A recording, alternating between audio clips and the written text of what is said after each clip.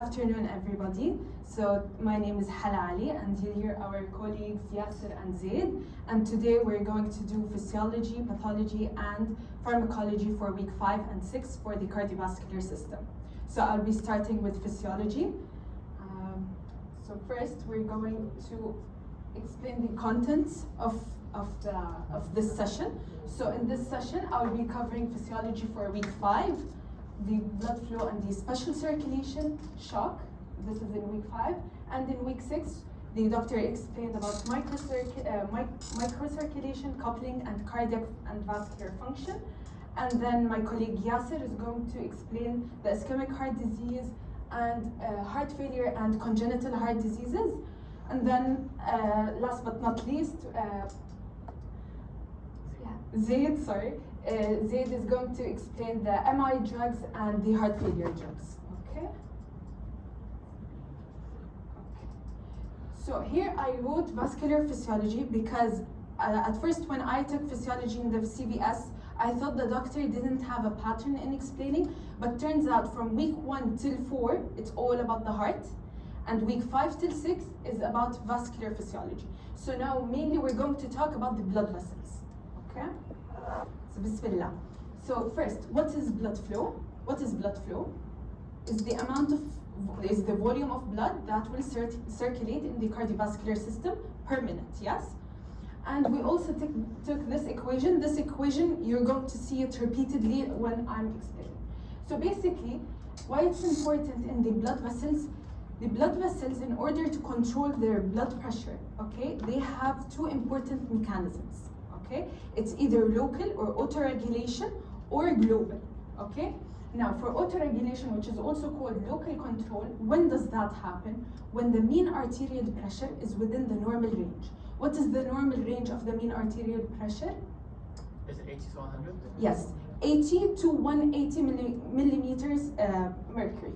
Okay, so if it's within that range, I will control the blood flow by two important mechanisms, either myogenic, okay, or metabolic. Okay, first we're going to start with the metabolic theory. Metabolic theory has further subdivision either by metabolites, okay, or either by lack of oxygen. Okay, from your information, lack of oxygen will lead to vasodilation or vasoconstriction. Vasodilation, exactly. So now we're going to start with the oxygen lack theory. So low oxygen or nutrients is going to relax the smooth muscles. Why is that? Why do you think it will relax the smooth muscle?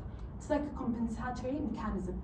So instead of vasoconstriction limiting further oxygen that we don't have really, we let the blood vessel to dilate and let whatever oxygen is left to reach the tissue.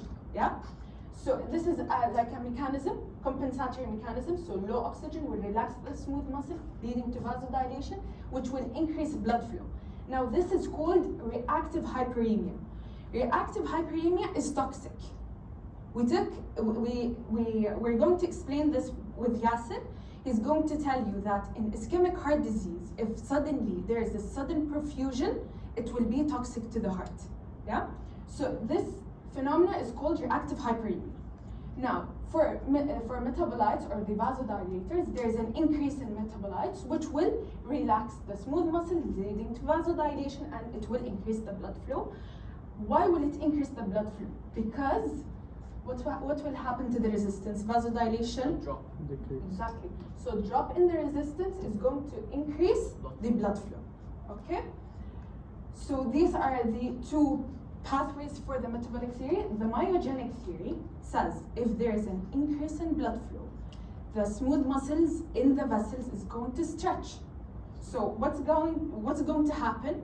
Vasoconstriction, because you know in smooth muscles, especially in the arteries and in the veins, if there is a stretch in the smooth muscle, what's going to happen? It's going to contract. This is also called Frank-Starling relationship. Okay, so stretching the smooth muscles due to high blood pressure will lead to vasoconstriction of the arterioles, which will increase the resistance. Increase in resistance will lead to drop in the blood flow. Exactly. Okay, perfect. So these, what I have explained, are what? Local control. when the mean arterial pressure is between what and what? 80 to 80 to 180, exactly. Now, I explained that metabolites will increase. There are certain metabolites will increase the blood, the diameter of the blood vessel, and some of the metabolites will decrease. So one of the most important vasoconstrictors, just a second. Okay. One of the most important vasoconstrictors, I wrote a mnemonic, stall and choke. So stolen, vasoconstriction. When you steal something, it's something very low, so it's vasoconstriction. We have serotonin, thromboxane A2, oxygen. Okay. So if there is an increase in oxygen, it's going to lead to vasoconstriction. Leukotrienes, endothelin, norepinephrine, and epinephrine, and I added one more, which is ADH. Okay, what does ADH do? Increases blood volume. Vasoconstriction, exactly. Increases blood volume by what? Reabsorption of water. Sodium. Reabsorption of water, exactly, by the RAS system, exactly. For the vasodilators, we have choke. So we have carbon dioxide. An increase in carbon dioxide will lead to vasodilation. Hydrogen ions and histamine, vasodilation. Adenosine. Adenosine is used in which type of arrhythmia? SVT or AVNRT. SVT, excellent. Okay. Also we have lactate and potassium. Now, whenever I say potassium, I also mean magnesium, because if there is, like even in pharmacology, Zaid is going to explain. If, for example, digoxin will lead to hypokalemia. In order to help out hypokalemia, I give magnesium. So always it comes hand in hand. Magnesium and potassium, they come hand in hand. So this mnemonic, please memorize it. It's very helpful. Okay. Now the global control. When does global control take place? Out of the range. So it's less than 80 or greater than 180. Okay. So we have three important mechanisms that are going to control the global blood flow. So it's neural. We have neural, humoral, and reflexes. Reflexes is a combination of both neural and humoral. So for neural, we have multiple receptors like alpha 1, beta 1, and M3. They're going to lead to vasoconstriction, vasodilation. M3 is very significant, is that it will lead to vasodilation indirectly. How? By activating nitric oxide synthetase. So nitric oxide is going to lead to vasodilation. Okay? Humoral, we have catecholamines, angiotensin 2, ADH. Aldosterone is like the precursor of angiotensin 2. ANP. ANP is significant in heart failure, specifically BNP. What is ANP and BNP? Atrial natriuretic Increases in peptide. pressure. The effect increases in pressure. It's atrial stretch receptors. Exactly. And it gets released when there's a lot of pressure, and it drops the, it causes like hypotension, like negative feedback. So, what's its name? What does it stand for? Atrial Atrial natriuretic peptide. So it's going to cause natriuresis, so excretion of sodium. So that will help out with what? It will decrease the blood volume in the body. Okay? BNP is more specific for heart failure, which is released from the brain, and it's specific for the ventricles. And we have erythropoietin. Now for reflexes, we already took them. We have baroreflexes, volume reflexes by ANP and ADH, chemoreflexes, central ischemic response, which is Cushing reflex. You know what's Cushing reflex? Is it when you have cerebral ischemia or like an intracranial hemorrhage? Okay. It responds by kind of constricting all the arteries and just dilating the cerebral artery. Exactly. So it will increase the intracranial pressure. Yes. So this increase in the intracranial pressure will do a triad of three things, which is hypertension. Okay, that hypertension is going to be compensated with bradycardia, which is opposite of what we want. So it will exacerbate the ischemia and respiratory problems. Okay. Okay. Perfect. Now for special circulation. Now these are the different metabolites that are used for different organs, but the most important one is the lungs. Now we said decrease in oxygen is going to lead to vasoconstriction or vasodilation. Vasodilation. But in the lungs, it's going to do opposite. It's going to lead to vasoconstriction. Why is that? Because it's going to constrict on the alveoli that are not receiving enough oxygen, okay, and shift all of the blood, like vasodilate all of this blood to the healthy ones, okay, to maintain the respiration. These you can read over, it's mainly memorization. Like for the heart, the most important thing is the nitric oxide and the carbon dioxide.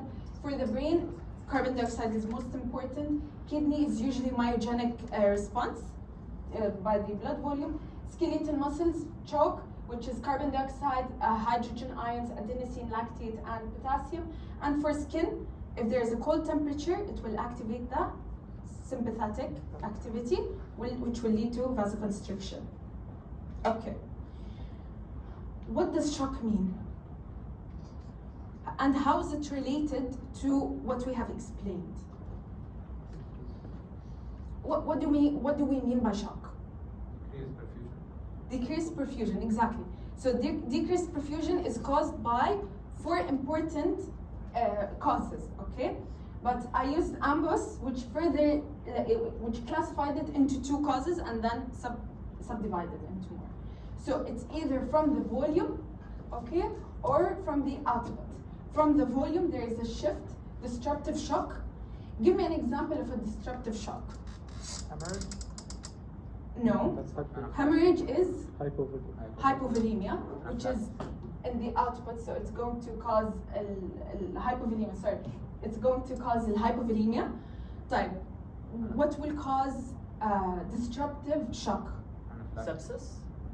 Sepsis, okay. What else? Anaphylaxis. Okay, which is anaphylactic shock كمان. What شو كمان? If there is like a head injury, okay? So if there is a head injury or spinal injury, if there is a spinal injury, it will affect the sympathetic chain ganglia. You're going to take it later in year 2 more about it. But basically, when the sympathetic is going to be disrupted, the parasympathetic is going to be activated. But it's going to lead to vasodilation everywhere. So this is going to lead to a drop in the blood volume and the blood pressure. Okay? So we have the disruptive, which is septic, capillary leakage, anaphylactic, and neurogenic. This is the one that I was explaining. Okay, which will lead to vascular tone dysregulation, meaning excessive vasodilation. Okay, hypovolemia is hypovolemia is basically hemorrhage, okay, or burns. Burns only specifically includes the plasma, okay. And then we have the cardiogenic shock. Now this is a very important shock for the cardiovascular system. Basically, any disease in the cardiovascular system is going to lead to cardiogenic shock. Ischemic heart disease, heart failure, all of these are going to cause cardiogenic shock. Okay, what do I mean by cardiogenic shock? It's when the heart is not pumping enough blood to maintain perfusion for the circulation. Exactly. Okay, so even arrhythmias, it will not lead. It will lead to cardiogenic shock. Now we have the obstructive shock. Obstructive shock is what? Is when there is an obstruction. Okay, it could be cardiac tamponade. The heart is being obstructed from contracting, and it could be.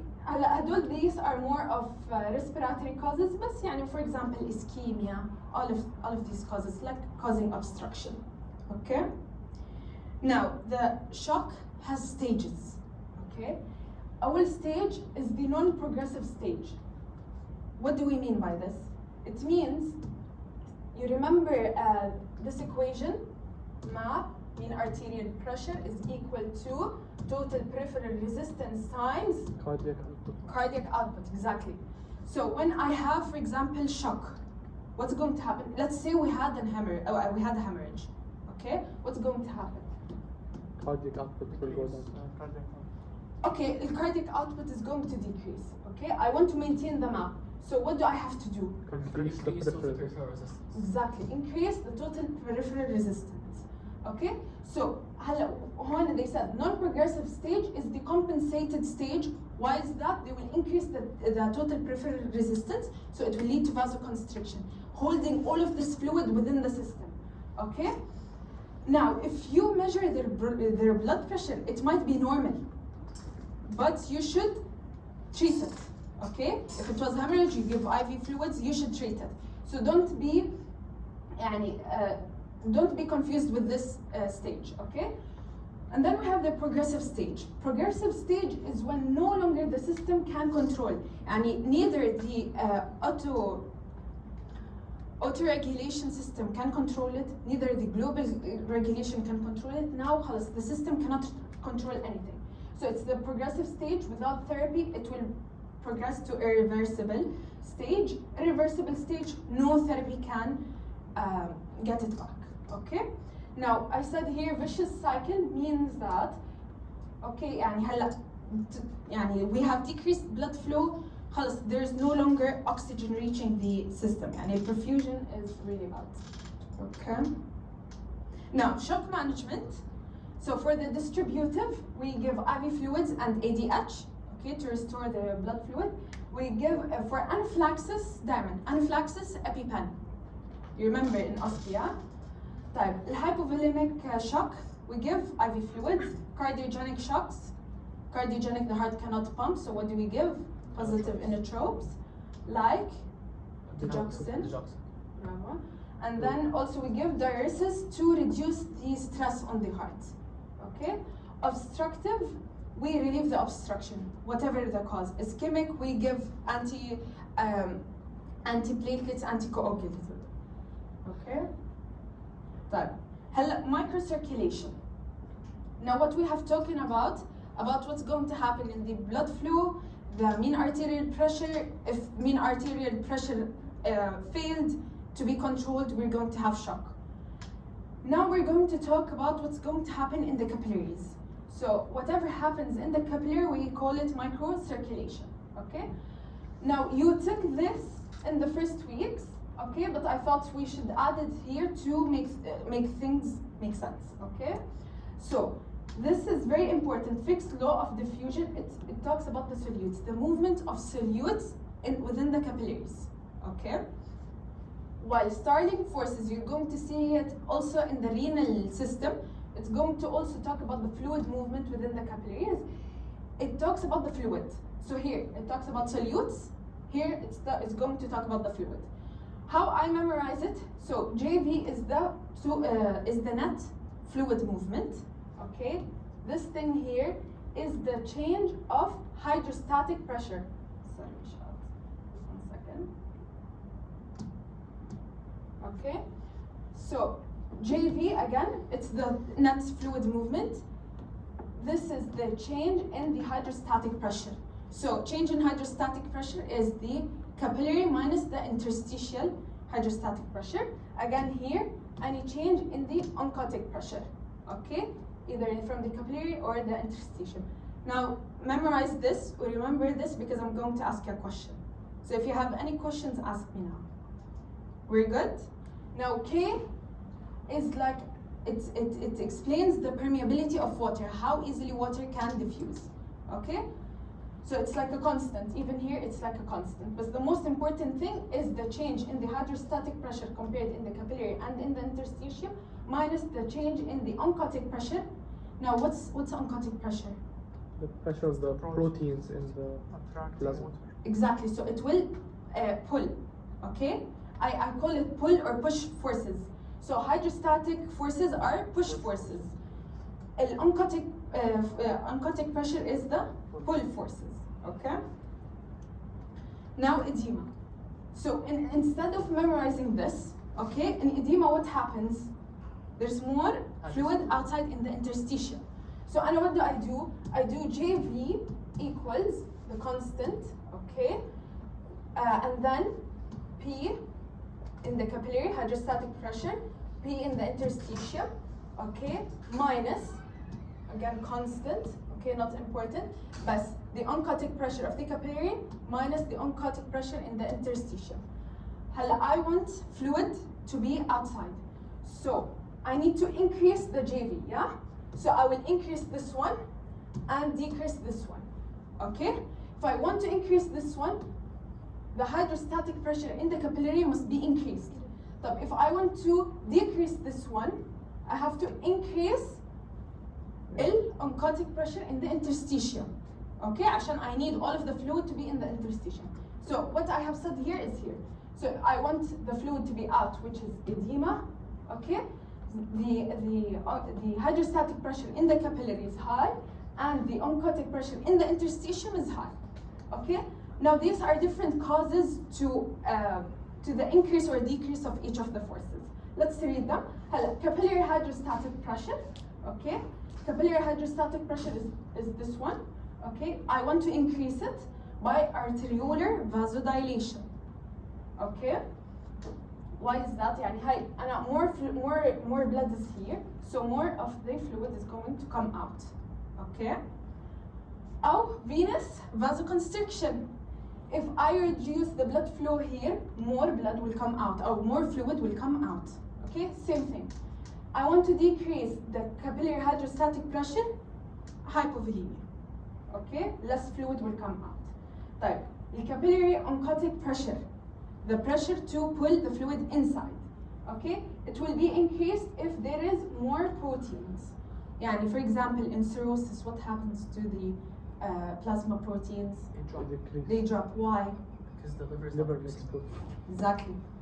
So, in cirrhosis, what do we expect to happen? The oncotic pressure of the capillary, it will Drop. drop. Exactly. Okay. And how do I decrease the capillary oncotic pressure? Basically, if لا سمح الله someone has cirrhosis or problem in the liver. Okay. Interstitial hydrostatic pressure. How would I increase it? Basically, how will I decrease it? Is deeper inspiration. Basically, read over these. Interstitial oncotic pressure, I will increase it if there was impaired lymphatic system. This is very important in people who extract the lymphatic nodes. In which cases? Breast cancer surgeries? Exactly. So they will extract the lymphatic system, so they're more likely to have increased interstitial oncotic pressure. Okay, and burns. Okay. Now this term used to confuse me a lot, or I would like to ask you, what's the difference between contraction and contractility? There is a difference. Contraction is the change in tension due to stretch of the wall. Contractility, intrinsic property of myocardium, independent to preload and stretch. It seems إنه كل شيء زي بعض, yeah? But basically, contraction it depends on EDV. But contractility does not. Exactly. Contractility does not. Contractility depends on the myocardium. For example, I have increased blood volume. The contraction is going to increase. ليش؟ لأنه you remember اللي هو Frank Starling relationship, yeah? Yes. Okay. So what does it say? If there is more stretch, okay, there is a stronger contraction that's going to happen. So this is what's going to happen in the increased blood volume. But what about contractility? Same. It's going to stay normal. Why? Because the myocardium is normal. Myocardium is not affected. In heart failure, contraction is going to decrease. I will tell you why. The contractility is going to decrease. Why? Because the myocardium is weak. Myocardium is affected. Exactly. Okay? Now, the contraction here is going to decrease. ليش? Even though in heart failure, there is a lot of fluid accumulation, a lot of stretch, لدرجة إنه there is no coupling between the actin and myosin. It's way too stretched that there is no coupling between the actin and myosin. So what's going to happen? The contraction is also going to decrease. Okay? يعني Frank Starling مش إنه خلاص increase in the stretch, it will continue to increase the contraction. لا. It will stop until a certain point where the coupling is يعني reduced. Okay? Now, this is the last lecture. Okay? This is the very last part. Oh, I did this part إنه to be interactive. Okay? هلا, coupling cardiac and vascular function. We want to represent what's happening in the heart and in the vascular system. You studied what happened in the heart, the cardiac output, everything about the heart. And now we have studied what happened in the vascular system. Now we want to put them together. Okay? Now cardiovascular system is a closed system, and so And so in order for fluid to flow, there must be a pressure gradient. صح؟ Okay. هلا. Now, what does that mean? That means cardiac output should be equal to venous return. Do you agree with me? Yes. ليش؟ لأنه let's draw the heart. Okay. هون حيكون عندي inferior vena cava. Okay. هاي الأيورتا. Aorta is going بالنهاية coming back to the superior vena cava أو superior vena cava أو inferior vena cava. Here it will go to the systems. Okay. It will come back. It's a closed system. So المفروض cardiac output is equal to venous return. Okay. Which is represented here. Okay. Another important thing that we have to talk about is mean systemic pressure. Mean systemic pressure, يعني in simple word mean, the pressure gradient that is going to pull the venous return back to the heart. يعني the blood from here to go back to the heart, this is the mean systemic pressure. How do we measure it? In the right atrium. So the right atrial pressure is going to measure the mean systemic pressure. Okay? So this, keeping in mind these two important points, now we want to see what happens when we give positive inotropes. Okay? Again, give me examples of positive inotropes like? Cialis and digoxin. Digoxin. Exactly. Dopamine. Okay, like digoxin. وكمان dopamine, all of these treatments of the heart failure are positive inotropes. Okay, so positive inotropes, will it affect the cardiac function ولا venous return? Cardiac function too. Cardiac function. Why? لأنه cardiac output is equal to what? Heart rate multiplied by stroke volume. Exactly. Heart rate times stroke volume, and increase in heart rate is going to increase the cardiac output. So what's going to happen? So high heel cardiac function is going to be like this. Okay? Yes. طيب, if I have heart failure, The opposite. heart failure is negative inotropy because it cannot be contracted. فحيكون هيك. And the volume also goes up. Yeah, exactly. Okay. هلا, but what happens? More fluid retention, so the vascular function curve is gonna go to the right, and then the هلا, what happened here? The MSP stayed the same. Okay, but the only thing that has changed is this point. اللي هو the point where the cardiac function or the cardiac output is equal to the venous return has changed. Okay, in heart failure it has dropped. Okay, what do I mean by this? شوفوا كيف البريشر زاد. So now the system needs more pressure, more energy to get this fluid back into the right atrium. You get me? You have any questions? فهمتوا what I have said? Yes. يعني شوفوا, if I have positive inotropy, يعني the heart is contracting, the heart is healthy, طلع شو صار? There is less pressure needed for the venous return to come back. أما بالheart failure, what happened? There is more pressure gradient needed for the blood to come back, أو venous return to come back. Yes. Okay? Yes. بس شوفوا شو صار. ال MSP stayed the same لأنه ال vascular function has stayed the same. Yes. Okay? هلا, we finished these two. Now we're going for fluid infusion and acute hemorrhage. Okay. طيب, هلا for fluid infusion, I increase the blood volume. What's going to happen? You're going to increase the mean systemic pressure. هلا, before you jump to the main systemic pressure, which curve is going to be affected? The vascular function. Vascular, exactly. So vascular is going to be affected. So I increase the blood infusion, and vascular is going to be affected. شو صار? It shifted upwards. ال MSP has changed. Yes. Yeah? وهون the cardiac output equals to the venous return has changed. Okay? هلا, basically the doctor will not really focus on this deeply, but the only point where the MSP will change is here, is when there is any change in the volume. Okay? ماشي. And then for hemorrhage, what's going to happen? Drop. Drop. Exactly. So the MSP has changed. هاي in very simple words يعني ما دخل فيها enough detail. طيب ال ADH. It increases blood volume, so it shifts the cardiac, the vascular curve upwards. ADH, yeah. هلا ال ADH, okay, it will affect the cardiac output how? Fine. Just give them a chance. ال ADH, okay, what does it do? It بيعمل لي vasoconstriction, صح؟ صح. أهم إشي vasoconstriction. Now vasoconstriction can affect the cardiac output و it can affect the venous return.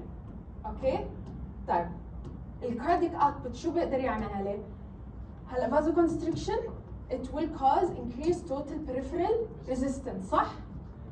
طيب total peripheral resistance and relationship مع ال cardiac output is it directly ولا indirectly proportional? Inversely. Inversely, exactly. So it's going to decrease the cardiac output. Okay? طيب والvenous return vasoconstriction, less artery blood is coming to the veins, So it drops in return. so it will also drop. Okay? فالcardiac output is going to drop وحتى the venous curve is going to drop والcardiac output is also going to drop. Okay? To almost the same level. Okay? So the right atrial pressure remains the same. Right atrial pressure, you tell me. It looks like it shifted, so I guess it decreased. Exactly. Yeah. شوفوا. هلا you understood this Yes. point صح؟ Okay عشان في كتير هون رسومات. So basically this is what I have drawn. Okay? Positive inotropy or negative inotropy. What is it going to do? It's going to affect the cardiac output. Yes. صح؟ هون volume, if there's an increase in volume, increase in venous return, drop in the volume, decrease in the venous return. What happened? Change in the MSP. صح؟ هون لأنه شوف this is the point that I got confused. I hope you guys understand it. هلا because there is an equal change in the cardiac output and in the venous return, okay, no, there is an equal change, they're going to maintain the MSP. فاهمين علي؟ Yes. أما هون لأنه بس the venous return has changed خلص it affected the MSP. The cardiac output is not related to the MSP. بس لأنه هون equal change in the cardiac output and the venous return, the MSP has maintained يعني the same. Okay? So, okay. So هلا نحن فهمنا the most important part. By the way هلا هيك نحن خلصنا. Okay. بس I want this point really confused me أنا last year. I hope you guys understand this point that the doctor have put. Increase in blood volume and decrease in compliance. So increase in blood volume will lead to decrease of compliance in the veins, which will increase mean systemic pressure, okay? Which will increase mean systemic pressure. That was the x-intercept, the x-axis point. Right. So it shifts the vascular curve to the right. Yes. هلا without the curve, هلا increase in blood volume will decrease compliance. Why is that? Exactly. So if I have more fluid, okay, خلص it has already expanded, okay, and it has the limit. So it has reached the limit. So when it reaches the limit, حيكون عندي myogenic response. ذكروا الautoregulation. But what will it do? It will cause اللي هو constriction, okay, and therefore it will increase the mean systemic pressure, okay. وهاي يعني the same thing, okay. هلا key points of what we have explained about the cardiac and the vascular function. So at intersection between the cardiac output and venous return, they are equal to each other as it's a closed system during a steady state. Okay? Steady state when everything is normal. Factors affecting the cardiac output: stroke volume, heart rate, total peripheral resistance. Factors affecting the venous return: compliance and blood volume, as we have seen in the last slide. Okay? Increase in blood volume will decrease the compliance as the veins can no longer accommodate more blood volume, and so there will be a myogenic response due to the stretch of the walls. Okay, so increase in venous return. Changes in the total peripheral resistance will lead to change in both cardiac output and venous return. Okay, we saw the difference, and since the change is equal, the MSP will stay constant, will stay fixed. Okay, طيب, well, MSP means systemic pressure is the pressure that drives venous return. MSP is different when there is change in the venous return, only venous return. Okay, Allah, questions. Based on vascular function curves, if a condition increased both mean systemic filling pressure and cardiac output, which of the below conditions would most likely occur? So شو هون most important? The mean systemic pressure has increased, while cardiac output has increased. So what will increase كمان? Or what will happen also? Because of blood volume increase. Exactly. You get it? كله تمام? Okay. When you word. Okay. A 17-year-old male student is an unrestrained passenger in a severe car accident. When paramedics arrive at the scene, he is intermittently responsive to questions but complaining of abdominal pain. On primary survey, blood pressure is 85/50, pulse rate is 120 per minute, respiratory rate is 24 per minute, and oxygen saturation is 94 on room air. Examination show multiple facial laceration, midline trachea, and bilateral breath sounds. Abdominal examination shows severe abdominal wall ecchymosis and diffuse tenderness to palpation. A working diagnosis of internal bleeding from splenic laceration is made. Which of the following is the first physiological response to shock in this patient?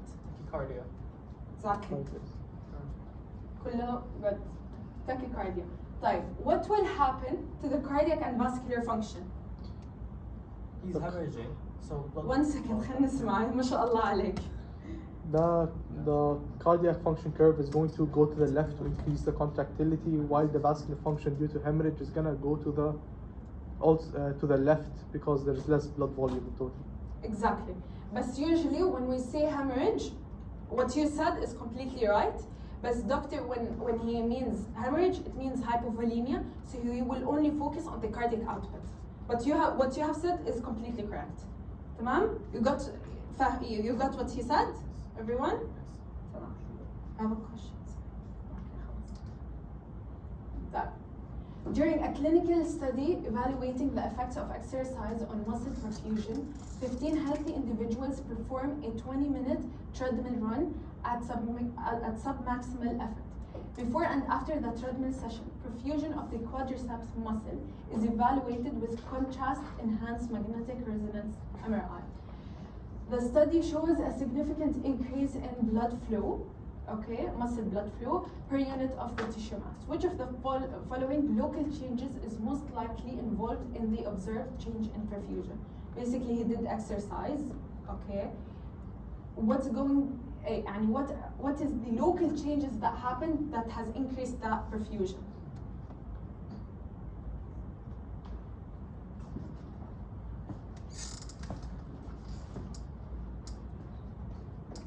Increase adenosine. Exactly. Increased adenosine. Okay? You remember stolen choke? Yes, autoregulation. Which autoregulation? Metabolic. Yeah. Exactly. Metabolic with vasodilators. And which type of hyperemia? Active or reactive? Active. Active, because he did the exercise. Exercise is something normal. Okay? So active hyperemia. We have vasodilators, metabolites. What are they? AMP. Yes. Okay. C is what? CO2. CO2. H. Plus. H plus antihistamine. A.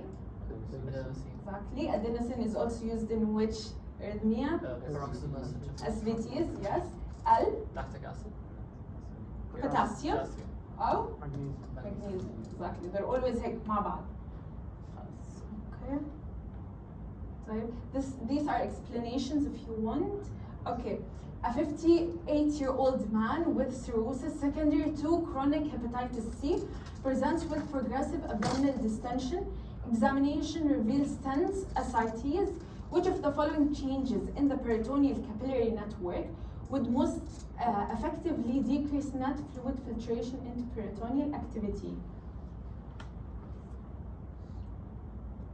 Decrease net filtration. Yes. So, يعني decrease net filtration means the JV. I want to decrease the JV. Decrease. Interstitial fluid. I think it's increased plasma oncotic pressure. Exactly. Bravo. هلا, for people who wants to break it down, again, we write down the equation, okay? اللي هي K, the constant, PC minus PI, the hydrostatic pressure, minus sigma, which is also a constant, okay? Osmotic pressure of the capillary minus the osmotic pressure of the interstitial, Yes. okay? هلا, he wants to decrease the JV. ليش؟ لأنه already عنده ascites, so I don't want to increase the JV يعمل لي more fluid يعني retention أو fluid release. So how would I decrease the JV? Don't say anything. يلا. هنا ال hydrostatic pressure, would I increase it or decrease it? Decrease it, exactly. وهون Or increase. increase it عشان to make the JV low. طيب, here, which one would I want to increase? PI. Okay? How do I want to increase it? Which one I want to increase here? The capillary oncotic. الكابيلاري oncotic. I want to increase it بالضبط. تطلع على الاوبشنز اي وحده صح؟ They wanted to increase the plasma oncotic pressure, which is the correct one. Okay, they put a lot of options, but into you are oriented. Which one is correct, which one is not. Okay? Okay, I added this slide. By the way, this is a slide I did in my PBL last year. Okay, I thought it's very helpful for you. I will not explain this because ischemic heart diseases that in pathology you took, okay, he didn't tell you which leads. يعني صح, you have ischemic heart diseases, and then they tell you the anterior part is affected, the posterior part. These things, keep in mind, you're going to be asked in SIVA. So you have to know which arteries are going to be affected, and if that artery is going to be blocked, which leads are going to be presented. Okay? Yes.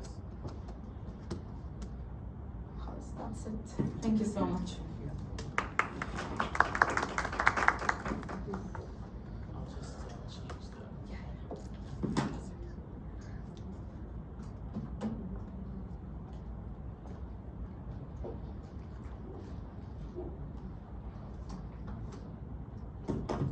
Hello. Okay, am I audible? All right, perfect. So hello everyone. My part today is about pathology. So me and Zaid, we're kind of doing a back and forth. So I'll be explaining week 5 patho, and then he's going to explain the week 5 pharma, which is the MI drugs, and then after that we're going to do week 6 patho, and then week 6 pharma, right? So just a head count. How many of you guys have studied this lecture, or studied any of the 2 lectures, the patho or the pharma? Because I want to know the approach I want to take to explanation, right? So just raise your hand if you studied it. Okay, so it seems no one has studied it, so it's okay. It's actually a pretty easy lecture, and it's just they're all like, it's just multiple diseases, and just keep track of like the definitive features of each one, because the features differ from disease to disease, right? Specifically the time, the complications, the causes, and everything. So just keep an eye out for any of these. So let's start with ischemic heart disease. So by the name, what do you think ischemic heart disease is? Ischemia of the heart. Exactly. So it's any disease. It's myocardial disease due to myocardial ischemia, right? And what do you guys think is the most common cause of ischemic heart disease? Atherosclerosis. Exactly. So atherosclerosis is the most common cause of ischemic heart disease, right? and we'll see how that is and how the pathophysiology evolves along with each disease, right? So the risk factors, obviously, since it's the most common cause is atherosclerosis, it will be the same risk factors as atherosclerosis. So hypercholesterolemia, hypertension, diabetes, smoking. So if you do any of these, and obviously you have age, you have genetics, you have gender, all of these put you or predispose you to ischemic heart disease, right? So there's 4 different types of ischemic heart disease. The first thing you have is angina, and can you list to me quickly the types of angina? Stable, unstable, and variant. Exactly, stable, unstable, and variant. And then we have MI, which we'll be covering extensively. And then we have sudden cardiac death and chronic ischemic heart disease. Now the doctor didn't really focus on these two, so I'm going to just be just passing by them and just saying a couple of facts about them, but I will focus mostly on angina and MI.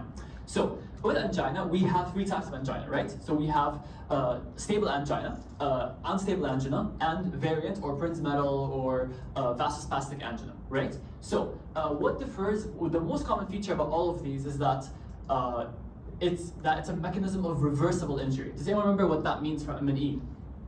So what is reversible injury? That means there's no permanent damage. Exactly, no permanent damage. There's no cell death. There's no necrosis. And so when you have angina, there's no damage to the myocardium at all. And we'll see that moving forward, right? But then when you move to MI, because after a certain time, once you've had enough ischemia for example, the threshold here is 20 minutes. So once you've had ischemia for more than 20 minutes, it becomes irreversible side injury. You start to have necrosis, and that's when it turns into an MI. But before that, it's purely an angina. So let's start with stable angina. So can you just tell me quickly, what is stable angina? It's when you have chest pain only when you exercise or Exactly. So that means at rest, is there stable angina? Can it happen? Then it's unstable. Yes, exactly. It's unstable if it happens at rest, and if it only happens with emotional or physical exertion, it is a stable angina, right? So let's talk about what stable angina is. So what is the cause of stable angina? We already mentioned, and we're going to keep repeating this. The cause is atherosclerosis. Specifically here, the atherosclerosis is kind of just causing so we said the symptomatic stenosis is only from 70% stenosis upwards, right? So in the case of stable angina, there is 70% stenosis, but there's no symptoms up until when you have increased myocardial demand for oxygen, because only then will that remaining 30% not be enough to supply oxygen to the myocardium, and that's when you feel that chest pain, right? So we already said that it cannot be longer than 20 minutes. And other clinical features, which we'll also see very commonly with ischemic heart disease, you're going to get dyspnea, and you're going to get diaphoresis. Diaphoresis is just, what is it? Does anyone know?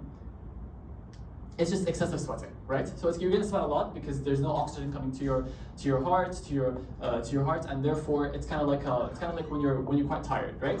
So does anyone know what the EKG findings for stable angina are? You can see here it's ST depression. Yes, it's ST depression. So it's quite, when we talked about MI, what was the finding? ST elevation. Exactly. Why is it different? If they're both ischemic heart diseases, why do we have different EKGs? Does anyone know why? One shows that there's cell death, one shows, it depends on the electrical activity. Yes, that's true.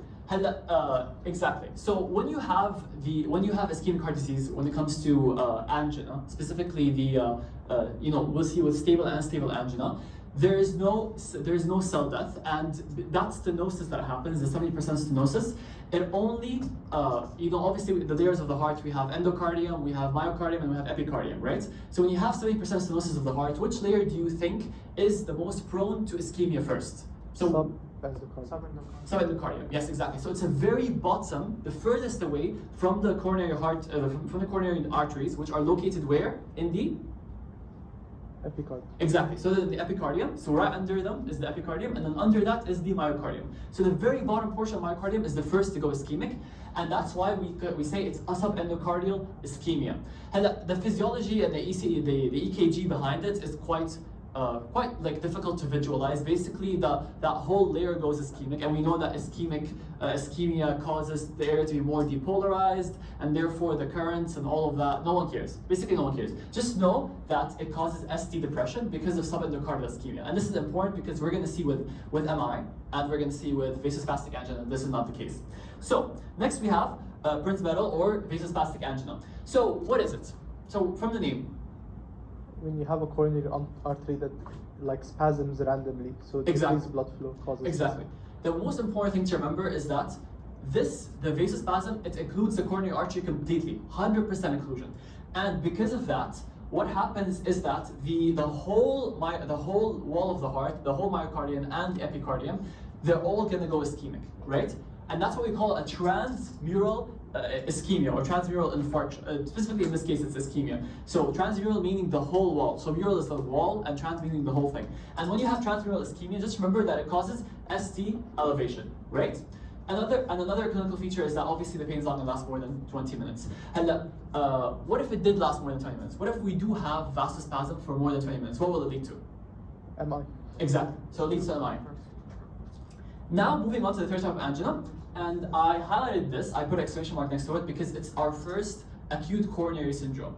And the previous ones, we did not call them acute coronary syndromes because they could not lead to vasospastic angina could lead to an MI, but this one is the one that has a high risk of progression to MI. And stable angina very rarely leads to an MI, right? So what is unstable angina? As Omar mentioned, it is when you have chest pain at rest. So it's independent of exercise. And what is the cause behind unstable angina?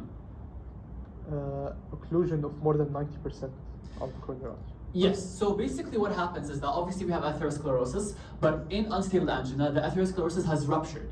And all that rupture and all that damage activates the coagulation cascade, and it causes a thrombosis that only partially occludes the coronary artery, right? This is very important. Only partial occlusion of the coronary artery, and I'm mentioning this because the cause for MI is when the thrombosis completely occludes the coronary artery, right? So this is something that's important to keep in mind. And because of the partial occlusion, if we have a hypercoagulable state or if we have any factor that causes thrombosis to grow bigger, it will cause complete blockage of the coronary artery, and that gives you high progression to MI. And that's why we say it's acute coronary syndrome.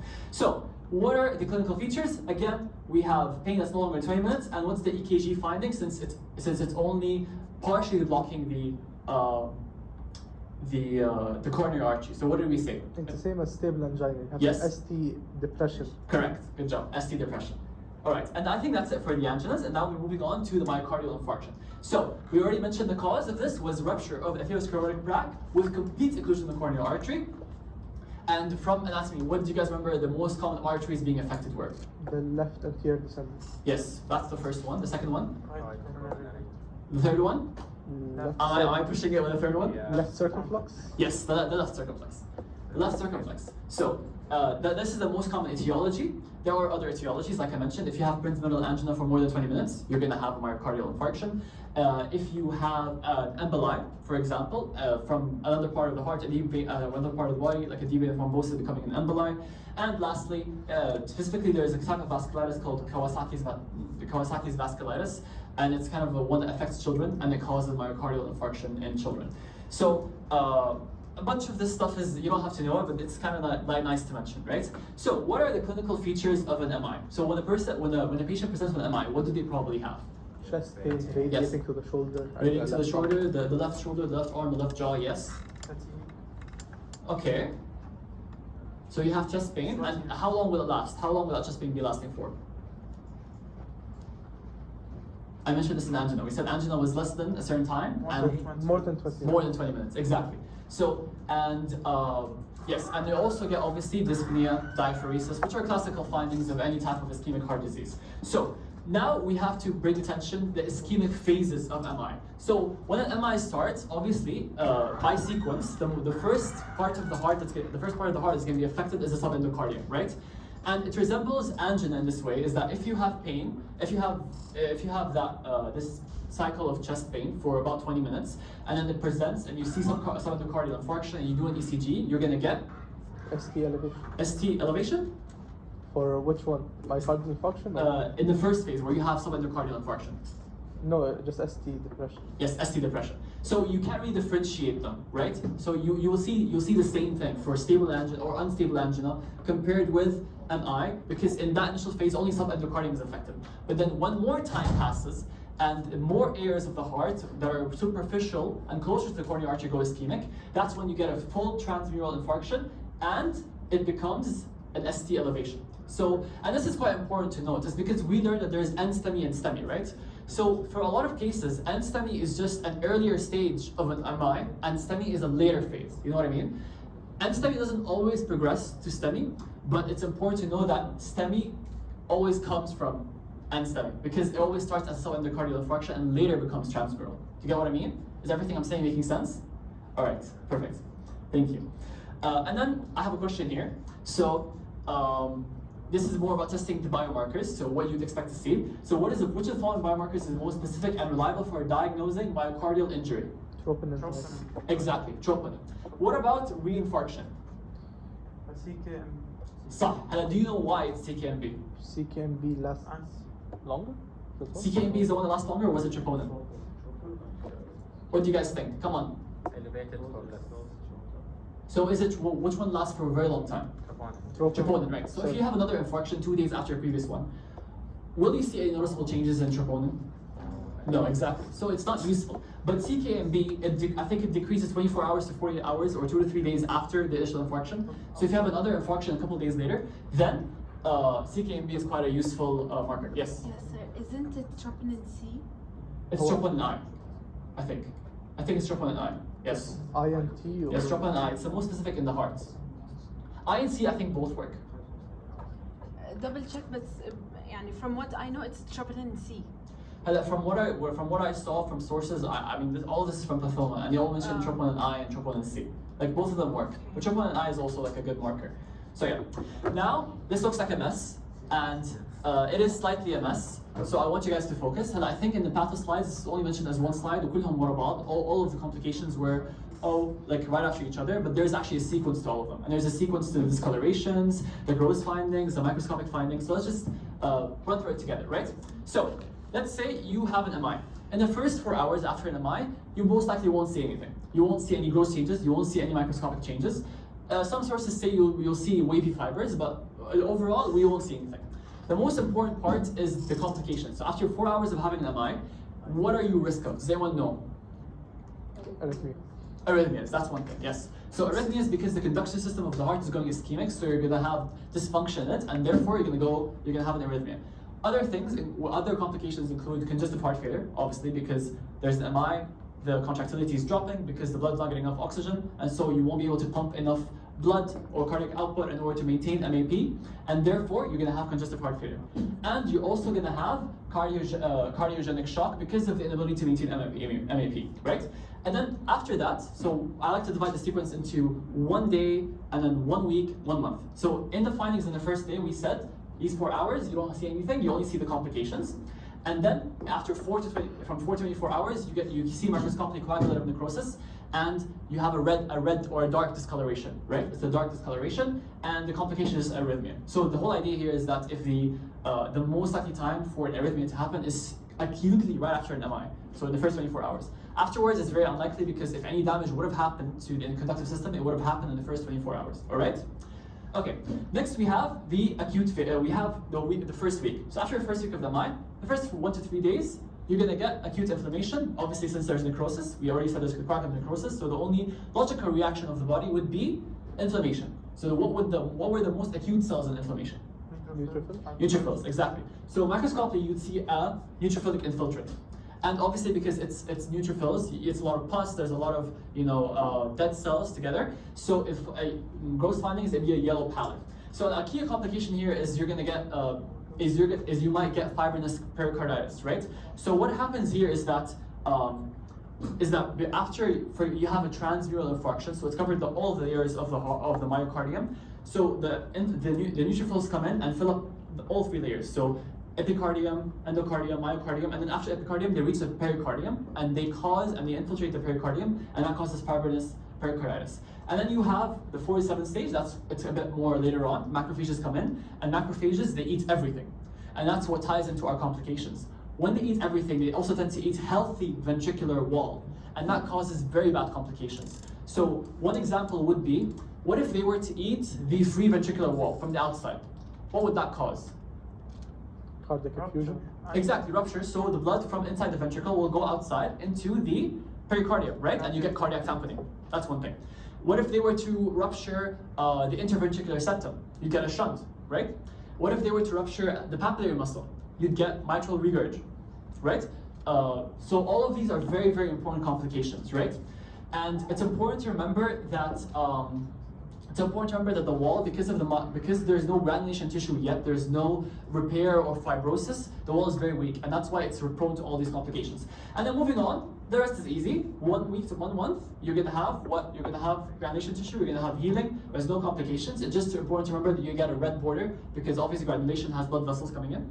So blood vessels from the healthy area to the necrosed area, and that causes the red border, because blood vessels are red. And lastly, you're going to have fibrosis. You'd see fibrosis under the microscope. You'd see a white scar, a gross, and the complications here are quite important.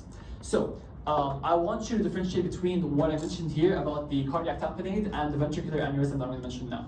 So basically, is that after the MI, obviously there's been a drop in contractility, right? And the way the heart or the ventricle responds to this is the ventricular aneurysm. And if you guys remember from week 1, we said aneurysms predispose you to what? They're part of the Virchow's triad. So what did they dispose you to? Thrombus. Exactly. So you're going to have ventricular aneurysm and you're going to have renal thrombus with it. And one more thing which was mentioned in the slides is Dressler syndrome. Dressler syndrome is an important, it's not very common, but it's a very high yield complication in the long term of MI, and also immune pericarditis. The pericardium itself is quite an immunoprivileged site. So when you have a myocardium, and obviously because of all the damage we said, we have fibrinous pericarditis, we have all of these ruptures, you're going to get exposure of the immune system to the antigens in the pericardium, and that causes the autoimmune reaction, which is Dressler syndrome, right? And that's pretty much it for this part. So if you see here, this is what we were talking about the dark discoloration. What phase was this? This was the coagulative necrosis that happened 4 to 24 hours after the MI. And this is what? White scar? Exactly. So this happens months, right? And I also, this is an important image I found on Anke. It helps to differentiate, is that here, this is the complication mentioned about the ventricular free wall rupturing when we had the macrophage infiltration. And that causes the cardiac tamponade. So when you see this on an exam, people will call it a pseudoaneurysm because it's not a true aneurysm. It's an aneurysm to do with the pericardium. There is no muscle tissue, there's no myocardium involved. But then months later, when we talked about the ventricular aneurysm, we said this actually involved the myocardium. And therefore, it's a true aneurysm. You got what I mean? So yeah. Now I have another question. So a 60-year-old man with a history of hypertension returns home from the hospital after suffering an MI involving the apex of the left ventricle. 6 months later, an echocardiography revealed the development of the ventricular bulge on the anterior surface of the heart that does not contract during systole. The patient suffered a massive stroke and suddenly expired. Which of the following is an expected pathological finding in autopsy? So let's analyze the question. We said he returns home from the hospital after having an MI, and then 6 months later. So what do you expect to see 6 months later? Thrombus formation. Yes, exactly, mitral thrombus. And this bulge, what is this bulge described? Ventricular aneurysm. Exactly, correct, good job. All right, now we'll move on to the very small part of this lecture, which is the sudden cardiac death. It's basically when you have a severe atherosclerosis and it ruptures and it causes acute ischemia. And so what happens with this patient is that they die of mostly ventricular arrhythmias. And does anyone know whether, since it's sudden, is it likely to be symptomatic? No, exactly. So most likely it's not symptomatic, or if it's symptomatic, it only have symptoms for 1 hour and then the person will die. So what are the causes? You don't have to know. There's cocaine-induced vasospasm, there's cardiomyopathy, there's mitral valve prolapse, but none of that matters. And then chronic ischemic heart disease. You have chronic ischemia, damage happens slowly to the heart, and it can occur with or without infarction, and eventually it progresses to congestive heart failure. And then we have the cardiomyopathies. They're very simple. So we have dilated, hypertrophic, and restrictive. Restrictive is not being elaborated by the doctor. All you have to know about it is that it's just a drop in compliance because of some connective tissue deposition in the heart. So let's start with the dilated cardiomyopathy. So the way we classified cardiomyopathies was that whether they were systolic or diastolic, right? So is it systolic or diastolic? I know, especially on the slide, but ignore that. It's systolic. Why is it systolic? Exactly, there's no contractility. The heart is not able to empty itself of the blood because there's no contractility. So what are the causes of dilated cardiomyopathy? So think, we said which heart sound was associated with dilated cardiomyopathy? S3, exactly. And what people had S3? What demographics had S3? Young people, athletes, pregnant. Okay, pregnant, exactly. So pregnancy puts you at risk for dilated cardiomyopathy. There's other stuff. For example, do you guys remember this one drug in M&E that caused cardiotoxicity? Yes, doxorubicin. Doxorubicin causes dilated cardiomyopathy. Cocaine does as well. Alcohol consumption does as well. And another thing is, remember the Coxsackie virus? It also causes it. That was mentioned in pharma. Sorry, in micro. And the complications, obviously, because the ventricles are dilating, the root of the mitral valve is going to dilate, and it causes mitral regurg. And lastly, obviously, because the conduction system is getting stretched, you're going to get arrhythmias. And then we have hypertrophic cardiomyopathy. So this is it systolic or diastolic? It's a diastolic. Yes, it's diastolic. Why is it diastolic? Because there's still normal contraction, just filling is impaired. Exactly. So the filling in the diastole is impaired, and it's most commonly caused by autosomal dominant disorders. We learned that hypertrophy is caused by hypertension and all that, but the most common cause is autosomal dominant. And the clinical features are pretty simple. They're very simple. Is that what happens is, number one, you're going to have reduced cardiac output because obviously the stroke volume is dropping. The other thing is that you're going to have sudden death due to ventricular arrhythmias. So this is the most common cause of death in athletes. Actually, they get a hypertrophic cardiomyopathy, and what happens is that the person they undergo death because the cardiac output is insufficient, right? And lastly, people get syncope with exercise. Now, why is that? Why is that? Is because in the heart, during hypertrophic cardiomyopathy, the septum is preferentially involved, especially the septum that's under the aortic valve. So we can think of it as the heart is here, and the septum is here, and the aortic valve is here. The septum is hypertrophic and bulging, blocking the entrance to the aortic valve, and therefore you get a functional aortic stenosis. This is very important, and that's why with functional aortic stenosis, obviously we know that it causes syncope from the valvular disease lecture. And last important thing I want to mention is how it looks on the microscope. You're going to get something called hypertrophic myofibers with disarray. That's because in hypertrophic cardiomyopathy, it's a concentric addition of myofibers, which is arranged parallelly. So there's no order, there's no straight lines, it's all branched. And that's what we say what we mean by disarray. And that's it for my part. Now it's for Zaid's part on MI.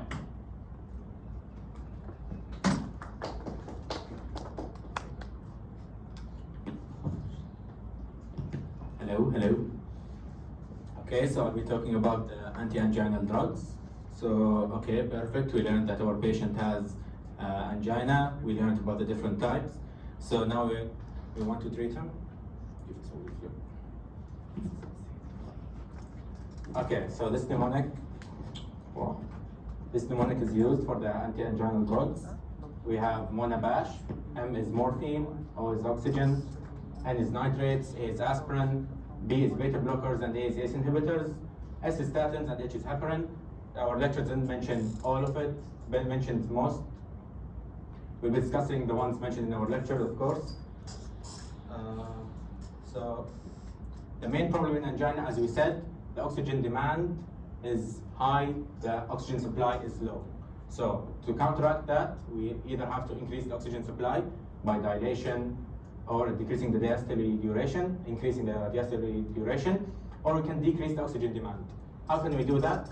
We can either decrease contractility, decrease heart rate, decrease the afterload, make it easier for the heart to pump, or we can decrease the preload as well, which would decrease the cardiac output, decreasing the demand. Okay, the first class of drugs are the nitrates. We have three main ones: trinitrate, dinitrate, mononitrate. What is their mechanism? They're converted first to nitric oxide. Nitric oxide stimulates the guanylate cyclase, increasing the cGMP in the cells. Okay, so what does increasing the cGMP do?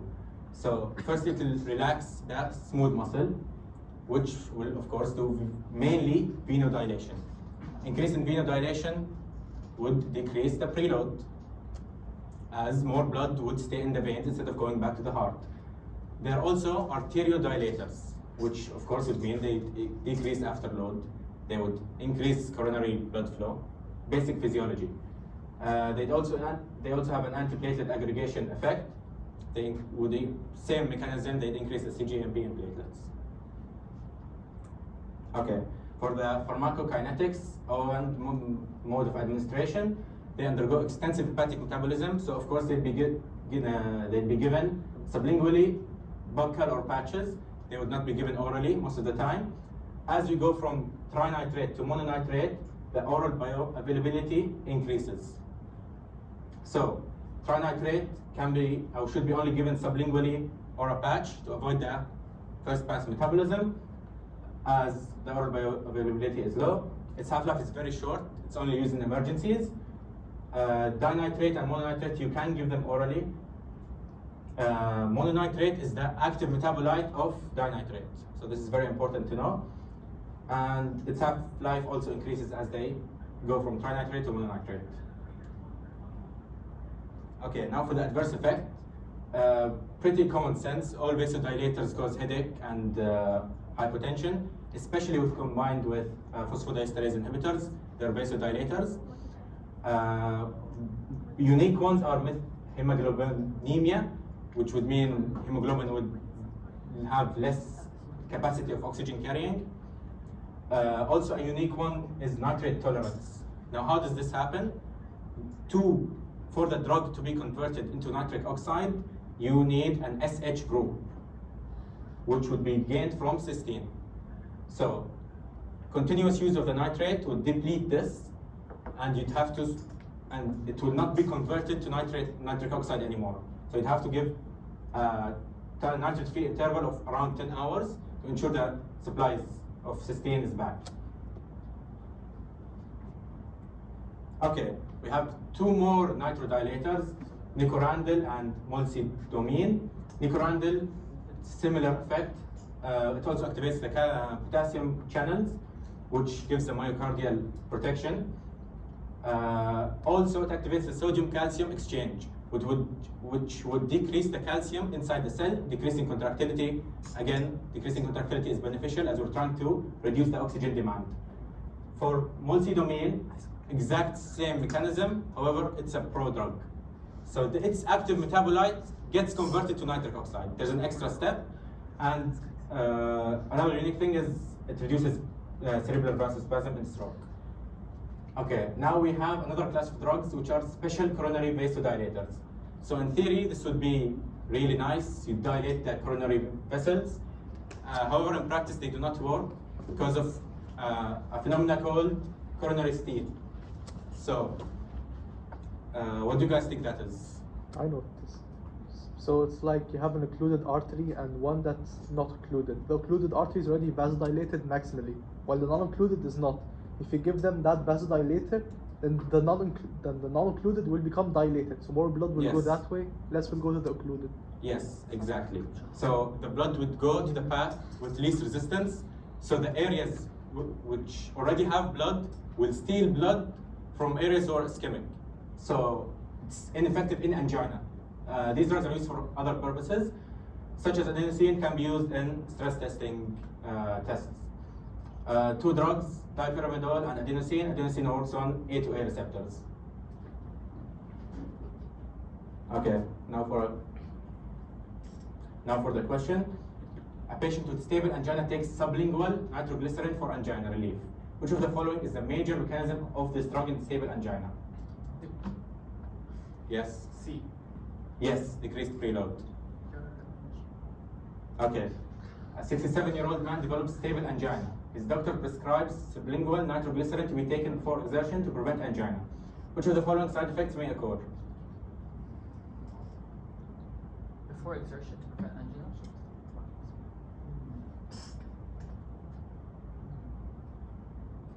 Tachycardia. Tachycardia, yes. If it was given in patches, it might cause hypersensitivity skin rash, but this, as we said, vasodilator, it would cause reflex tachycardia. Okay, that's it for the, not showing a few more. Thrombolytics were mentioned a lot in the lecture. We did take them last year, but we are required to know them, and she does ask questions about them. We have two main thrombolytics. Their main purpose is to convert plasminogen into plasmin, which will then break down the clot. Streptokinase is derived from strep bacteria. It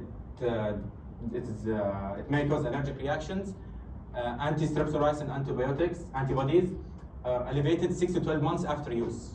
So if you use this drug, you can't use it again for a period of 6 to 12 months because the antibodies will attack it again. It has a high half-life, higher than alteplase. Alteplase, on the other hand, is naturally occurring. of the form already that we have in our body, it has increased affinity to fibrin compared to streptokinase.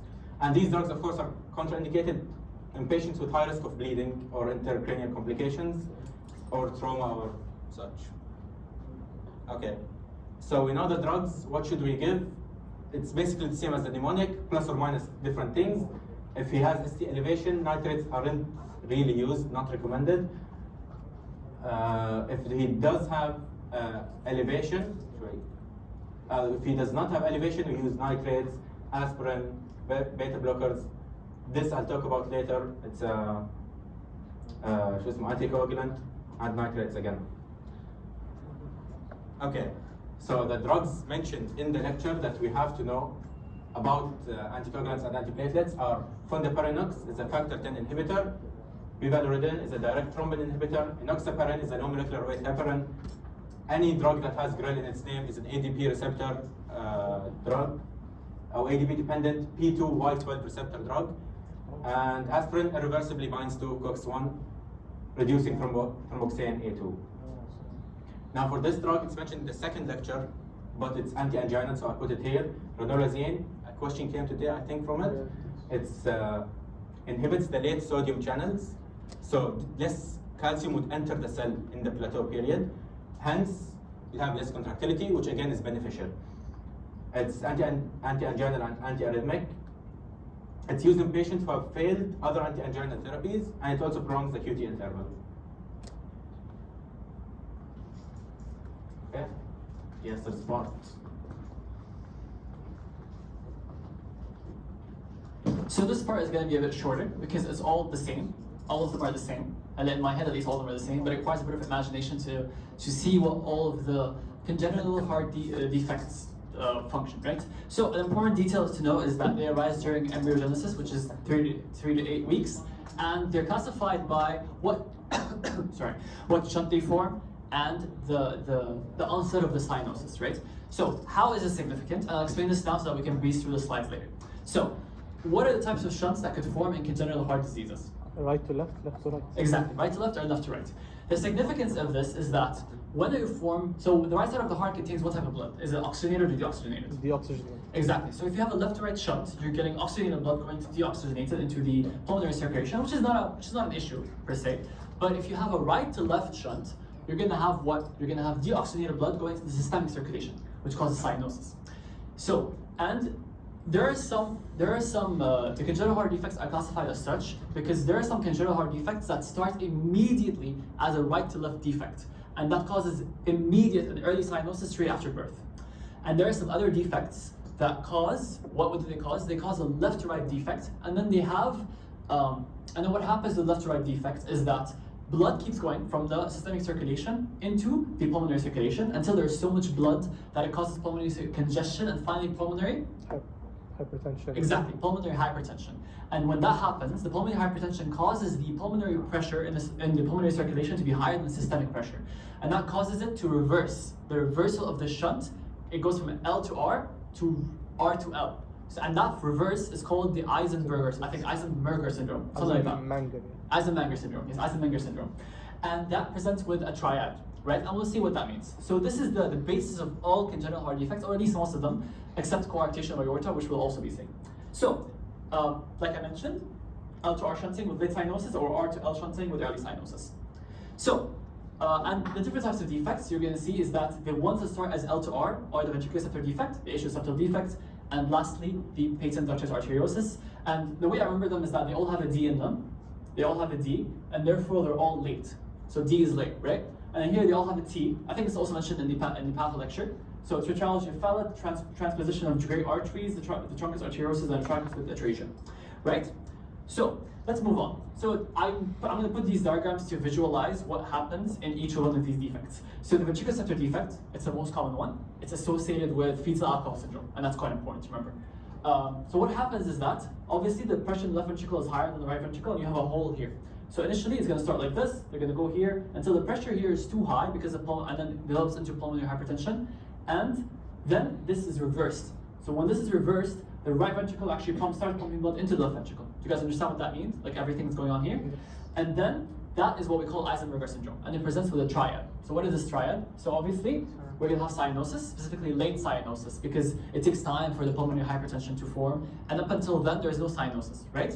And it also causes and what this happens here is that when this starts pumping into the left ventricle, the deoxygenated blood starts going to the pulmonary, into the rest of the circulation. So what do you think that causes? So when you have deoxygenated blood going to tissues, that causes hypoxia, right? Yes. And how does the body react to hypoxia? Remember from foundation blood? More about the kidneys, remember? The erythropoietin, right? Yeah, EPO. So erythropoietin is produced, more blood cells are produced, and that causes polycythemia. That's another thing. And lastly, because of the cyanosis to the extremities, you get clubbing in your fingers, right? So this is the triad of Eisenberger syndrome, and that's all you have to know for this, right? Next is the atrial septal defect. It's associated with a problem in the ostium secundum. It can happen with ostium primum in children with Down syndrome. So that's not very important. You just memorize that fact. So what happens here is that obviously the same thing. The Eisenberger syndrome is consistent across the late cyanosis septal defects. So you're gonna start with LF atrium pumping to the right atrium because the pressure is higher, and then pulmonary hypertension, and then this reverses, and you get the triad that we spoke about. Additionally to the triad, what happens is two more complications. One of them is the fact that initially what happens is that because of the initial pumping here, the initial part of this phase is asymptomatic, and then the volume overload, because of how much of the right ventricle, how much the left atrium and the systemic circulation is bringing back the right atrium, you get a split S2 sound, split S2 sound. And that's because there's so much blood that it's delaying the closure of the pulmonary valve in S2. That's one thing. And then, that's one thing. And then the other thing is that, here what happens is that after the pulmonary hypertension develops, let's say I have a DVT in a person with an atrial septal defect, right? So it starts from the leg, and then it embolizes. So it embolizes, it goes up the inferior vena cava and all of that, and it goes into the right atrium. And after the reversal of the shunt, the right atrium will actually push this embolus into the left atrium.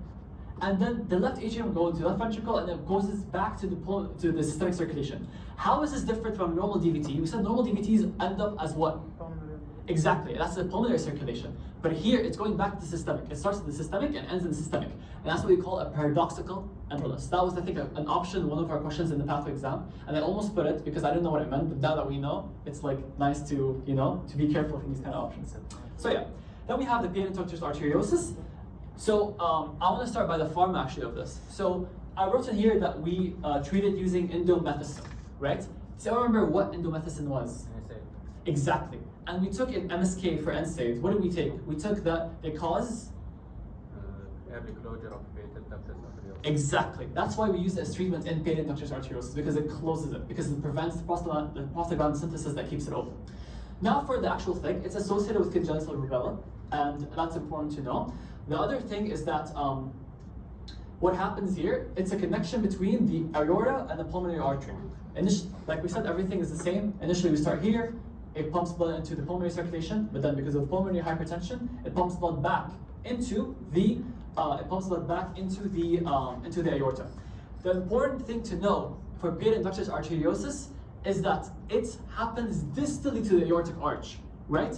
What is the significance of this? The aortic arch supplies the head and the upper extremity, right? After that, we have the descending aorta, which supplies lower limb.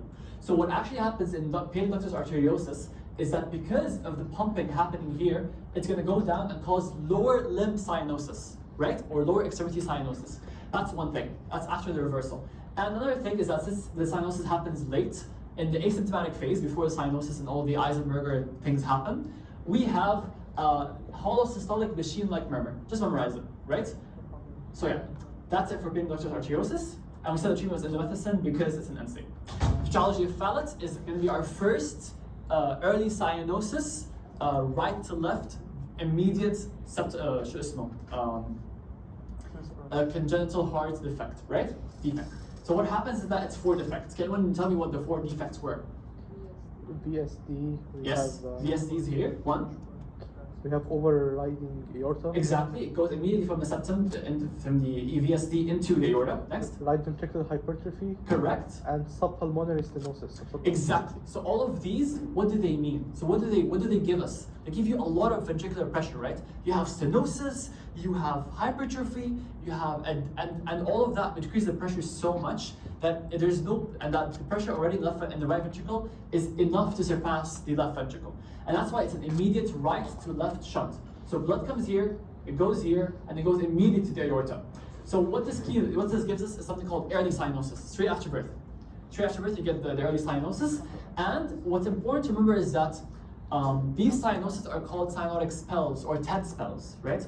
So what happens with those TED spells is that a baby, so obviously a baby will be cyanotic, they'll be choking, they'll be feeling horrible. So they're trying to do anything in order to relieve themselves. So subhanAllah, babies that are born like this, they tend to squat a lot. So what is the significance of this squatting? Does anyone know? It increases the TPR, systemic vascular Exactly. resistance. It increases Makes it systemic more vascular resistance. Left to right. Exactly. So when you increase the systemic vascular resistance, it starts to fight with this high pressure here. So it prevents the shunting from happening.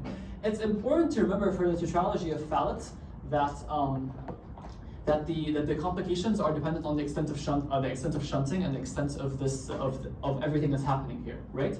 So if the shunt is huge, there'll be a lot of cyanosis and there'll be a lot of TED spells, and if not, it will be most likely asymptomatic. So another thing that you see on the X-ray is that it has a boot-shaped heart, and as you see here, it's a boot-shaped heart, tetralogy of Fallet, because of the right ventricular hypertrophy as well. Next, we have the transposition of the great vessels, which is pretty easy. You swap, basically it's a swapping of the aorta and the pulmonary artery. And actually this is interesting because you know how in our normal bodies, you go from systemic back into the right side of the heart, into the pulmonary, into the left side of the heart, into the systemic, into the right side of the heart, and so on. Here, the two circulations are completely independent. They're parallel. There is nothing linking them together. What does this mean? That means that the right side of the heart is always going to be pumping into the aorta, and then the aorta will come back to the right side of the heart again. So right side aorta, right side aorta, right side aorta. What this means is that the blood going to the systemic circulation will never be oxygenated. So does this mean that it's compatible with life? Exactly. So it's not compatible with life, and it's important to fix it with surgery, right? And it's associated with maternal diabetes. Next, we have the truncus arteriosus. It's basically when the aorta and the pulmonary artery are one vessel, and that causes mixing of blood. So it causes blood from that side of the heart to go into the aorta, and it causes obviously cyanosis because the deoxygenated blood is going into the systemic circulation. And does anyone know what the treatment of this is? Surgically split them? Yes, exactly. So you try to maintain a patent ductus arteriosus. You try to maintain it by applying the baby with all the prostaglandins they want in order to keep the thing open, right? Next and last, it's not really mentioned in our lecture a lot. It's just tricuspid atrasia is basically when the tricuspid valve and the tricuspid orifice does not form. It's not forming, and therefore what happens is that this right ventricle is not really used a lot, right? And that causes a hypoplastic right ventricle. What instead it's accompanied with atrial septal defect. So the blood comes here. There's no opening between these two, so it's forced to go around here, and also most likely it's also associated with a ventricular septal defect. So it goes like a being around the bush. It's going around, if that makes sense, right? And this one specifically is associated, it causes hypoplastic right ventricle. And lastly, this is neither type of left to right shunt, right to left shunt. What's important to know is just that it is coarctation of aorta is just a constriction of the aorta, and you have two forms. You have familial and adult. So infantile. So infantile happens coexisting with a patent ductus arteriosus. So the important thing is that to know for the coarctation of aorta in the infantile form, the coarctation occurs between or distally to the aortic arch and proximally to the patent ductus arteriosus. What this means is that the blood will be able to go here and it will stop here. So it causes hypertension or high blood pressure in this area and low blood pressure in this area. And what happens instead is that blood from the right will go here, right? So this presents with with upper limb hypertension and simultaneously lower limb cyanosis and hypotension. You know what I mean? Because the blood from the left ventricle is not going into the systemic circulation. And this is important because the infantile form is associated with Turner syndrome, right? Lastly, we have the adult form. The adult form is quite simple. There's no peniductal arteriosis. It's associated with the bicuspid aortic valve. So imagine this is not here. What happens here is just what happens here is that, yeah, we said the lower limb cyanosis, but then here in the adult form,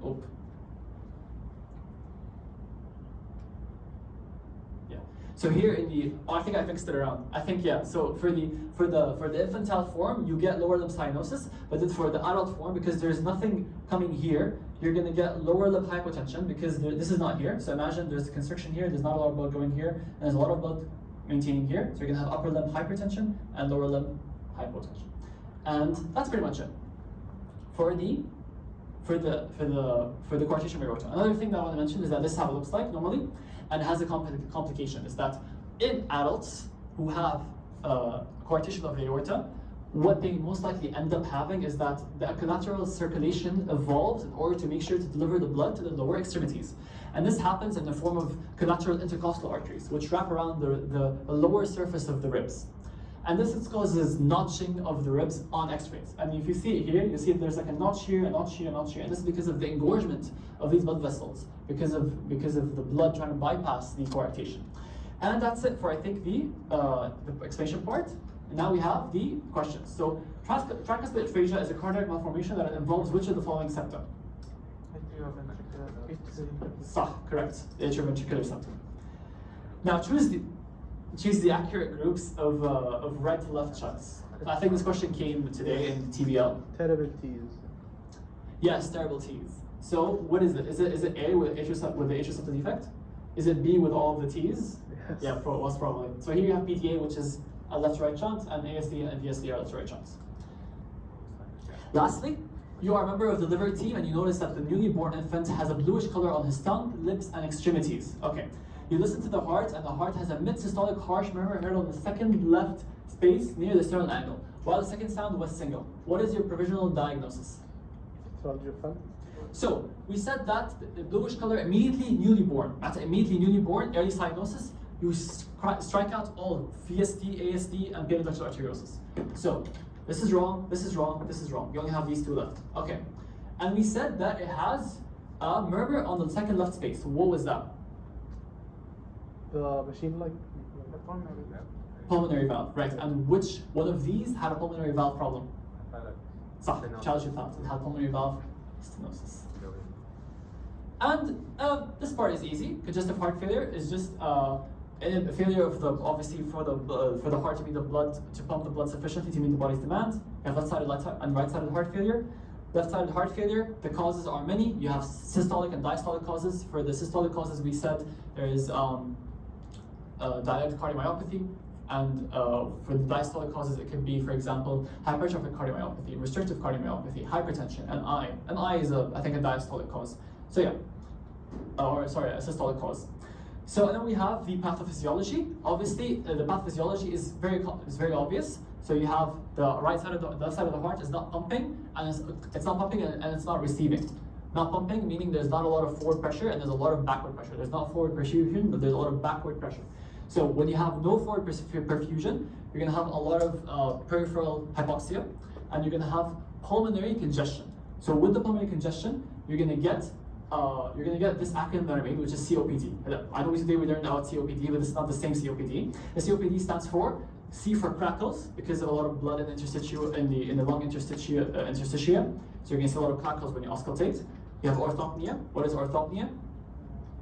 Lying down. Yes, so inability to breathe when you're lying down for a few minutes. And then we have P. P was paroxysmal nocturnal dyspnea, which was? Waking up, struggling. Yes, struggling to sleep. And lastly, we have D, which is just normal dyspnea, on exertion generally. And then we have the rupture of the, so basically what happens here is that because of the pulmonary congestion, eventually the pulmonary capillaries are going to burst, leaking blood into the lung, and all the macrophages will come to clean it up and they'll absorb all the red blood cells, and that will cause them to be hemosiderin-laden macrophages because they're absorbing the iron in the red blood cells. So, and that's named as heart failure cells, right? And then we have right-sided heart failure. It's the opposite. It's what's the most common cause of right-sided heart failure? Left-sided heart failure. Exactly. Do you know any other causes? Pulmonary collapse. Sorry? Say that again. Said the lung collapse. Yes. Pulmonary. Chronic pulmonary disease, specifically, it causes vasoconstriction of the pulmonary arteries. And when that happens, the vasoconstriction of pulmonary arteries will increase the afterload on the right-sided heart, and it causes right-sided heart failure. And obviously you have left-to-right shunts because a lot of the volume going into the left to right will cause hypertrophy, as we've seen, and cause heart failure. And what are the four clinical features of right-sided heart failure? So when someone has right-sided heart failure, what do you expect them to present with? JVP. Yes, so jugular vein distension, that's 1. Pitting edema. 2, pitting edema, correct. 3 and 4. Hypoxia. Think of this picture. What does this look like? I have Does anyone know what just sleep is? Just sleep. Nutmeg, the spice, right? Yeah. So, what happens is that obviously the third thing you get is painful hepatosplenomegaly. And the last thing you get is because of the congestion of the central veins in the liver in right-sided heart failure, obviously because there's a lot of systemic congestion because the right-sided heart is not receiving blood from the systemic circulation, you're gonna get the congestion of central veins in the liver, and that causes a nutmeg liver because it has a lot of colors. Normally the liver should have a uniform color, but in this case it has a nutmeg appearance. And we're almost done. So after 7 days of the onset of heart failure, which of the following compensatory mechanisms is mainly responsible for maintaining cardiac output close to the normal value? Several days, so increased fluid retention. Increased fluid retention, correct. It is increased fluid retention because it's about the renin aldosterone system. Which of the following would not be an expected sign of right-sided heart failure? The shit was pulmonary edema. Correct. It's a sign of? Left side. Correct. And I think this is lastly, a 29-year-old woman complains of repeated attacks of status, whatever that is. Chest auscultation shows prolongation of inspiration and expiration on typical musical rails and basal wheezes. She was diagnosed with a case of chronic obstructive pulmonary disease. This patient is at risk of developing which of the following cardiovascular complications? So we said for right-sided heart failure, there's multiple causes. There's left-sided heart failure, and 2 more. We said left-right shunts and Core pulmonary. Correct. So it is disease in chronic, or just chronic lung disease. And that's it. Thank you so much.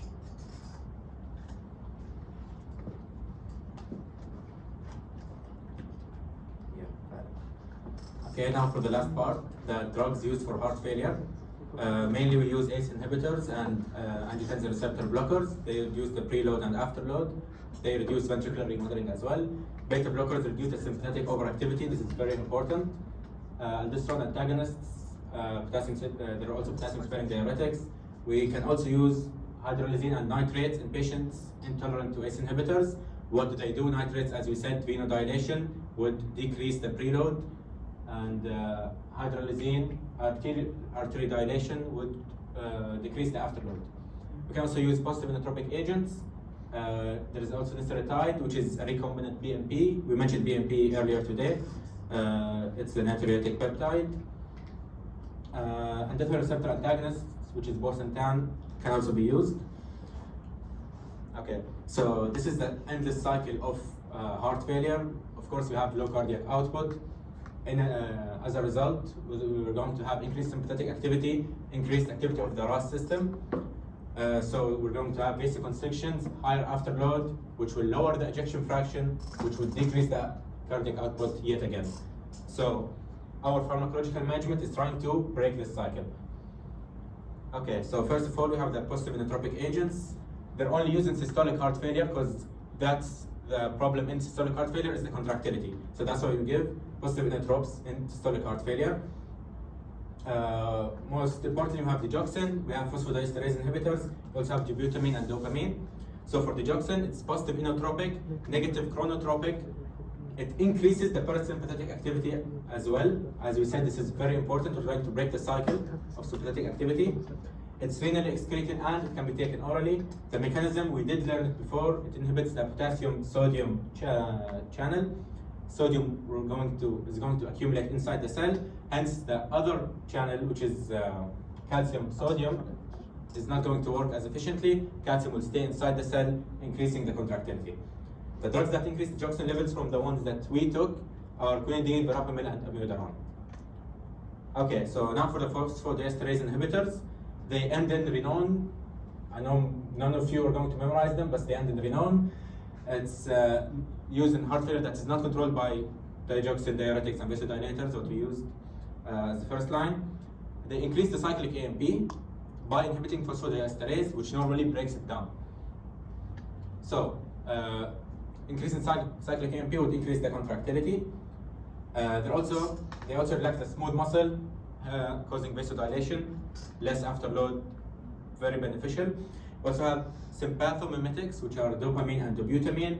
They're used acutely in severe heart failure, and they're given by IV.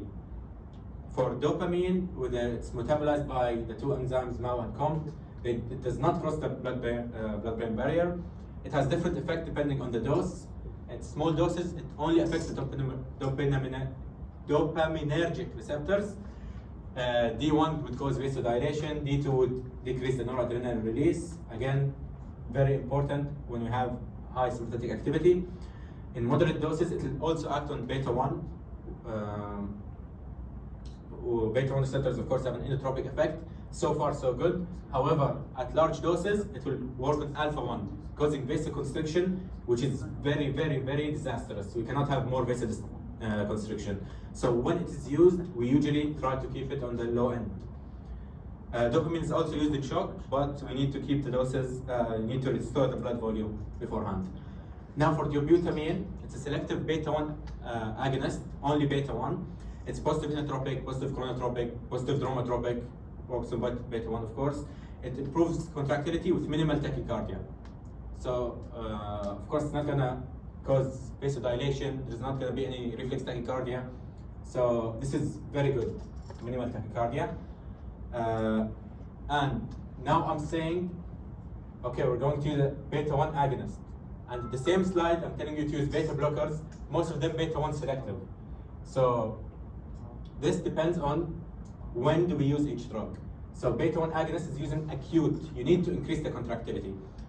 Beta-1 antagonists, blockers, is used chronically at low doses, so it would not have a high effect, it would not have an effect on the cardiac output, it would not decrease it. It's used to decrease the sympathetic stimulation, thereby decreasing renin and DAP. Decreasing the sympathetic stimulation is very important since receptors would get downregulated. You have continuous sympathetic activation, receptors will get downregulated, and at certain points, it's going to be disastrous, the heart will stop responding. Okay, so as you said, we have iseritide, it's identical to endogenous PMP, we already mentioned that. It antagonizes the RAS system, and we need to break the cycle as we said, so this is very beneficial. It also decreases endothelin and norepinephrine. We have neprilysin inhibitor. Does anyone know what neprilysin is? It's not really, but it's what stops the breakdown of BNP and stuff. Yes, it's an enzyme that normally breaks down ANP, BNP, bradykinin, substance B, and angiotensin and endothelin. So we're going to inhibit this enzyme, okay? And we give it with an angiotensin receptor blocker. Does anyone know why? So we mentioned it also degrades angiotensin 2. So if we inhibit this enzyme, angiotensin 2 levels would increase. So we definitely need to give an angiotensin receptor blocker, since this would cause vasoconstriction and we don't need that. Okay, we also have ivabradine, it decreases the SA node firing and the heart rate. How? By inhibiting the funny current in the conductive system, SA node. Okay, now for the questions. Which beta blocker is preferred in the management of heart failure? Carvedilol. Yes, carvedilol. Which of the following drugs acts as a beta-1 adrenergic receptor agonist? Dobutamine. Dobutamine, yes. And with that, we should be done.